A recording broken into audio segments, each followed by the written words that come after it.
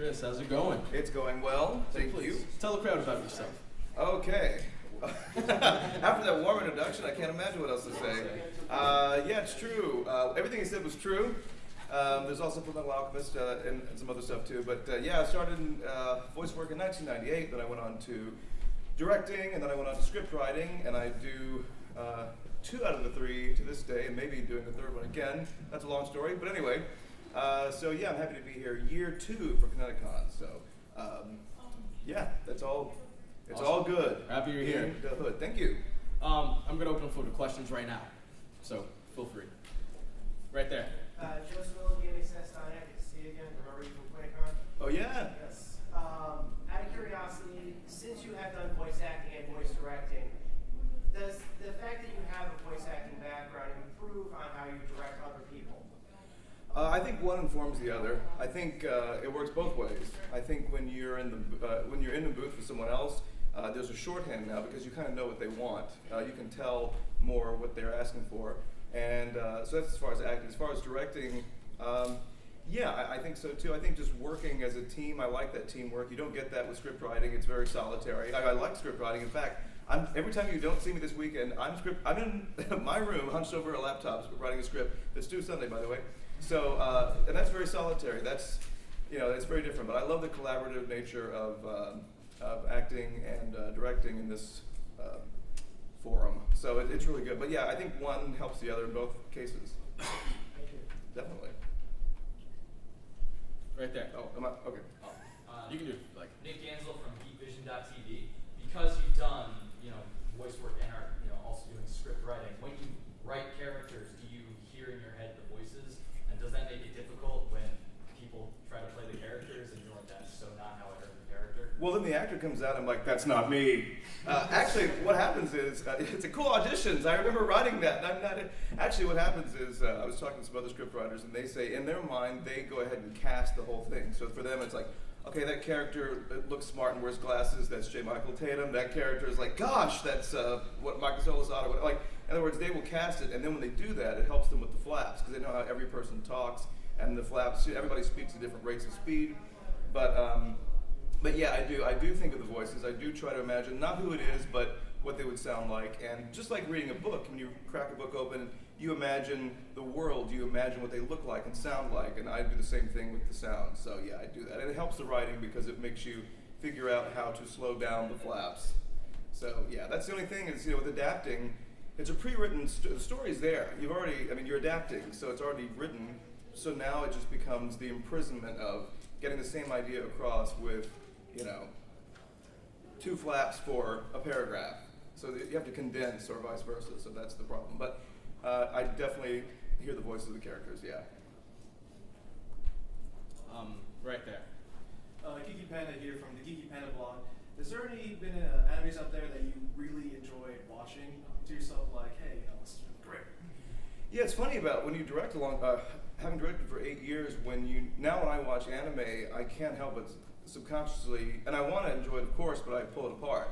I go, that was a splice, that was the second take, that was the third take. I know that guy, I've never heard him before. Why did they use that? That's a great, like the Matrix is pulled back, and now I'm no longer invested in the story. I'm just like, it's like, a Jenga puzzle being put together, and I'm just watching it. And also, it doesn't help that I know a lot of the people involved, so now I just go, hey, Joe just blew that line. So like, I'm like MSG3 Kang almost. But I still enjoy it. But there are times when I can watch something and even I'm taken out of it and I'm just able to watch it for what it is. When that happens, I go, wow, that must be really good. So that has happened every once in a while. But for the most part, it's harder and harder for me to watch it for what it is because I see behind it.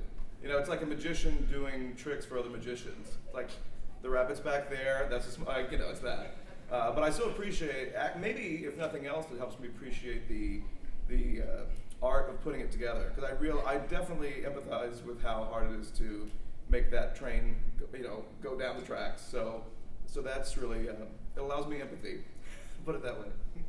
And yes, I still like anime, I should add that. And by the way, for me, one of the examples of the ones where I went, wow, that's really good, was the Hellsing series. I still love that. And that show, although, and even still, I know there's some of the people who worked on it, but I still thought, wow, that's really good. So there are some examples.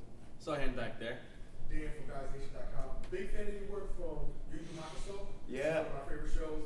And from Kenshi, which I just finished watching. And you voiced probably one of my favorite characters. Oh, great. So I want to know, when you came up with what you were doing for Sing For, how did you just because that's a very kooky character. How did you... The opera singing, How did you come up with what you wanted to do for that character? Well, it's always a collaboration. I was brought in specifically to do that character because Monica Rial, who was directing at the time, she thought I would be perfect for it. I didn't even know a lot about it going in. I was already Tashimaru, the mouse, by the way, but in the show. But leading up to it, I thought it was wacky. I do sing a little bit here and there, although hopefully not as terribly as that guy. But the original Seiyu, in my opinion, he played it as a joke to sing off key a lot. That was the joke, was he was kind of a really bad singer. Believe it or not, I tried to actually stay on key poorly, if that makes sense. Like, well, I was doing this over-the-top opera singer, but I was trying to make it sort of legit. But I had a great time doing that. He was over the top, and I love over-the-top characters because I don't get to do that in real life, so that was fun. If I could ask one more, speaking of over the top, Gluttony. Yeah. How was, and that was a good series, but how did you come up with what you want? And did they give you something like, this is how we see the character, or did they just say, this is who he is, run with it? Well, it changed. First of all, Gluttony, nobody rocks a black unitard like Gluttony. It changed. First, when it first started, he was kind of monsterier than even the Japanese, and they slowly sort of tapered that off into more of a sort of a confused evil man-child type voice that it turned out to be. And that did change over time, but it was just weird. It was great working on, actually, this doesn't really happen a lot, but I got to work on 2 different shows where I worked on the show, it was over, 6 years happened, it started again. And I'm talking about Dragon Ball Z and Kai, or in this case, Full Metal and Brotherhood. And so to go to school, have a summer break, and go back to school, but it's school you like, by the way, is really unique. So that was really a unique experience, and I liked working on Brotherhood more than the first one because I felt comfortable doing it. It was like an old friend, like, okay, I know how to do this now. Whereas before, you were always unsure, an actor is always unsure. But the second time was more fun for me, even though he's not around as long. But for the most part, I had a great time. And that was a collaborative thing too. But we did tweak it a little bit. Those first few episodes he was in for the beginning of Full Metal, you'll notice a slight change by like episode 1 through 10. Right in there, it changes. It goes from lower to higher and creepier. So yeah, definitely. I saw your hand. Charles from Full Coverage Writers. As a script writer and voice actor, are there any times throughout this whole process where it's kind of just left to, you have time to talk, improv, versus it's all just scripted and kind of set up for you? Yeah, well, even as an actor, do you get the opportunity to improvise? Yeah, how much is scripted versus improvised? How much do you put in there? It's pretty loose, particularly in the case of comedies, or obviously, as you can imagine, comedies are more like that. Although I have to say, in the case of, one example I'll use, I did not write on, but there's a show that Funimation did called Shin-Chan, or they dubbed called Shin-Chan, and I love that show. It's ridiculous, but Shin-Chan, they had probably 6 or 7, normally a team of 2 will write one show. In this case, they had a team of 6. And the scripts were very dense. It's all digital now, it's a flat screen, but if you were to print them out, the scripts were that thick. It was like a little phone book, because for every joke, there were 5 or 6 alternative lines that were other jokes. So then it became director's discretion. So the director would work with the actor, like, I like joke 4 right now, and they would use that. So they had so much to pull from. So in the case of Shin-Chan, which actually seems like a show where there'd be a lot of improvisation, there wasn't, because it was so densely packed with jokes. But we add words here or there. We will try to make things better as much as we can in the room. And the script is very fluid. It's not set in stone. A lot of times, authors particularly, of which there are quite a few guests this year, many of them hold their words very preciously. In other words, it's done, it's over, and not a word can be changed. But in the case of anime dubbing, it's very fluid. Things will change all the time. And I know that too, writing a script, I know here's what I've got, and that I'm sure it'll be changed in the moment. So, and sometimes if the script is really bad, if you're a director, you can get an assistant. You want to get an assistant writing credit because you've changed it so many times. But yeah, the script is always up for interpretation, even during production. Saw your hand. I'm Jason Lenetsky, Cosplay NYC magazine.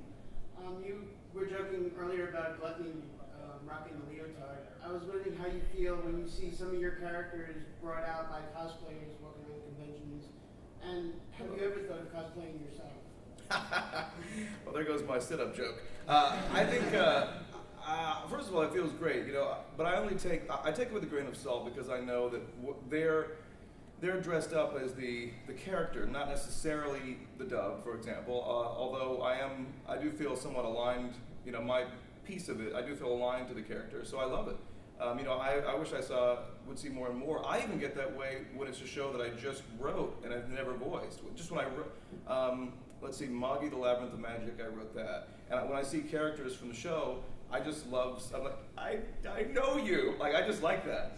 And as far as doing it myself, I'm not, whether gluttony or otherwise, I'm not going to do it because, one, I'm not good at it. I don't want to disrespect the art form. And two, it's kind of like the band who's playing, who wears their band t-shirt on stage. I just don't think that's cool. So I'll probably let the pros do it. So, yeah, but I'm all thumbs with needle and thread, so I would be terrible at it. Back there. Dan Warren from GuysNation.com. You've been a part of a lot of big series, either in the booth or behind the booth. How does it feel to be a part of these, just these very inspirational series that have these large following of fans, from Dragon Ball Z to Kenshi to Full Metal? I mean, how does it feel to be a part of these big series? I love it. I mean, not to be too philosophical so early in the morning, or is it early? It is for me. But I feel like, obviously one day I'll be dead, but these shows won't. And I only do any of this stuff for two reasons: to make myself happy, make other people happy. And I'm already happy. So I like the idea that when I'm gone, something that I did or was a part of, a small part of, will go on to make other people happy way down the line in the future. So I love the idea that it will last forever and it'll bring people joy. So I love that. Time for about two more questions. Right there in the blue. Nick from AnimeGamers.com. Before you spoke to a sense of comfort or returning to home when doing the Dragon Ball and Kai Full Metal Brotherhood, could you speak to some of the challenges of trying to recreate a character but with a slight difference? Let's see. Well, in the case of sometimes they want it to be eerily exact, in which case they'll play a lot of references from the previous show, and you have to go over it and over it to get it exact. At the same time, I think it's inherent to the voice itself as an instrument that it will be slightly different. I know when we came back and worked on, let's see, it was one of the multiple incarnations of DBZ. Which one was it? Well, I can't remember which one. There have been many, but I noticed that when we come back for pickups or come back to have an actor fill in some gaps or some words here, there, lines, the voice typically will get lower, inherently lower. No matter who you are, the voice will get lower. And so I think your voice sort of tries to fall into that comfort zone where you can do it a long time. Although in the case of Z, obviously, you're screaming a lot. And there's no way around. I mean, all the hot tea and the advice in the world, if you're standing stock still in a room with a mic and you're going 0 to 60, doing these power-up yells, which are the low to high, that kind of thing, there's no, I mean, that's just not occur in life. I don't care how much you're yelling, you don't yell like that much. So, I mean, and there were tricks too. We talked about different ways of maybe doing some Pro Tool splicing, where you would go, water, water, water.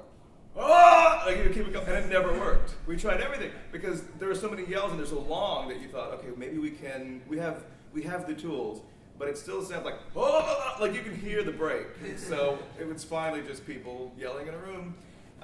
So yeah, I would say that the nuances all would be just making it more comfortable in your own voice and typically slightly lower. especially after yelling. Over there. Farrell from WHUS. Can you give us a sampling from your favorite line? Ever? Ever. Wow. I mean, that sounds like, I know it's a diplomatic answer, but they're all my children. I couldn't pick one. I don't know my favorite line. What's funny is people tell me what theirs are, and I usually just give it back because it doesn't belong to me anymore. It belongs to everybody. It's really hard to say. Well, let's see. One of the, but I'll do it anyway. I've noticed too that when someone says, "What's your favorite character?" and then you tell them, maybe it's a character that to you is special, but maybe not that many people have seen it. They're like, "No," they don't want to hear that. They want to hear the one that's been on TV that millions of people have seen. But an eerie line would be, Gluttony has an eerie line, although he doesn't string that many sentences together. But when let's see, it was in the first one, and he said, "Can I eat the preacher?" It was creepy to me. So anytime you're eating a preacher, sends chills. So that.